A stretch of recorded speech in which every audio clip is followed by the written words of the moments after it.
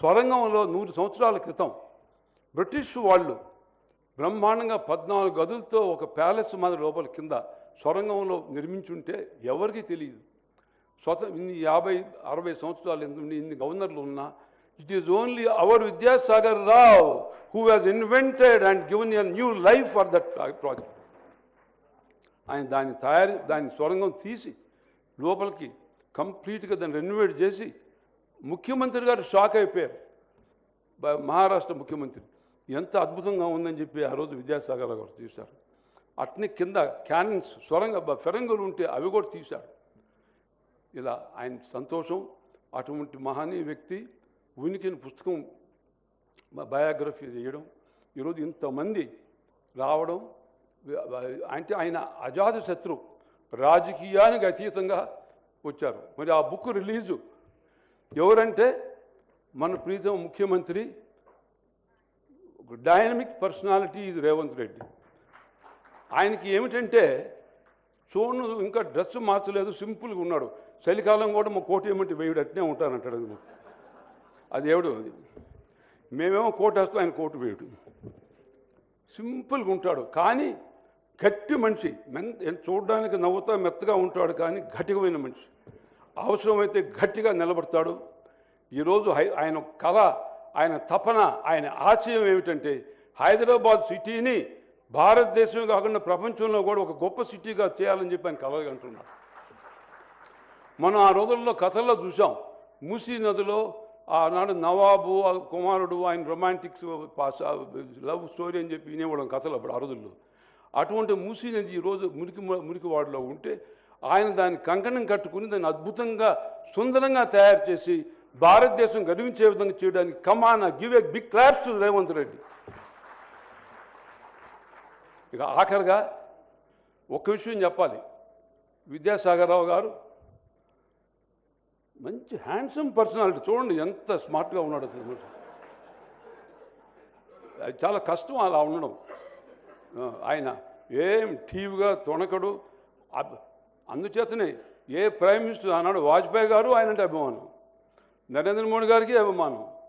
నేను చూశాను బాంబేలో ఆ ముఖ్యమంత్రి గారికి ఏంటి ఎంత ప్రేమ అప్పుడున్న అందరు. అది ఆయన గొప్పతనం.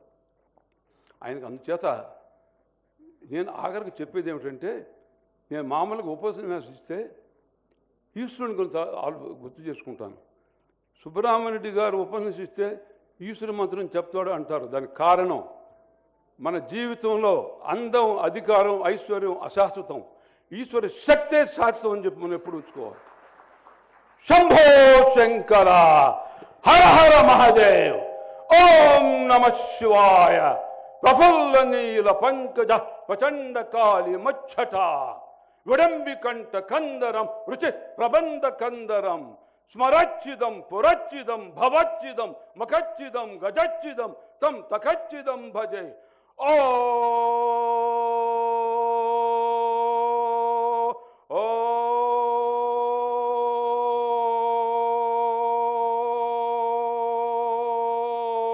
నమ శివాయ. మీ అందరినీ ఈశ్వరుడు ఆరోగ్య ఐశ్వరుని ప్రసాదించుగాక. విద్యాసాగర్ గారు, రేవంత్ రెడ్డి గారు అందరినీ ఈశ్వరుడు చల్లగా చూడుగాక. ఇంకా శక్తిని ఇచ్చి ప్రజాసేవ చేయాలి రేవంత్ రెడ్డి గారు నేను ఆశీర్వదిస్తూ సెలవు తీసుకున్నాను. జై హింద్.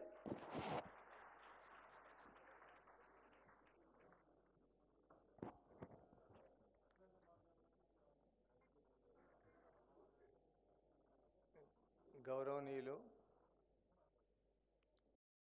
శ్రీ వినోద్ కుమార్ గారు వారి యొక్క రాజకీయ వ్యవస్థ స్టూడెంట్ మూవ్మెంట్ ఏఎస్ఎఫ్ నుంచి స్టార్ట్ అయ్యి సిపిఐ స్టేట్ కౌన్సిల్ మెంబర్గా, తర్వాత టిఆర్ఎస్ వ్యవస్థాపక సభ్యుడిగా కేసీఆర్ వెంట నిలిచి వారు మా పార్లమెంట్ సభ్యులకు 2 సార్లు సేవ చేశారు. వారిని కూడా కరీంనగర్ పార్లమెంట్ సభ్యులకు సేవ చేశారు. వారిని కూడా ఒక ముక్లుప్తంగా కొన్ని విషయాలు చెప్పవలసిందిగా వారితో పంచుకోవాల్సిందిగా చెప్తాను.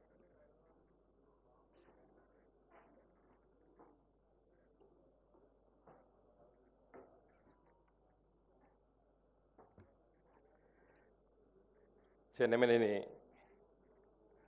విద్యాసాగర్ రావు గారి స్వీయ చరిత్ర ఉనికి పుస్తక ఆవిష్కరణకి వచ్చేసినటువంటి గౌరవ ముఖ్యమంత్రి రేవంత్ రెడ్డి గారికి, అదేవిధంగా మరి పెద్దలు మన రాష్ట్రంలో చాలా కాలం నుండి ప్రజాసేవలో ఉన్నటువంటి ప్రస్తుత గవర్నర్ దత్తాత్రేయ గారు, అదేవిధంగా మరి వేదికపై ఉన్నటువంటి చాలామంది పెద్దలున్నారు.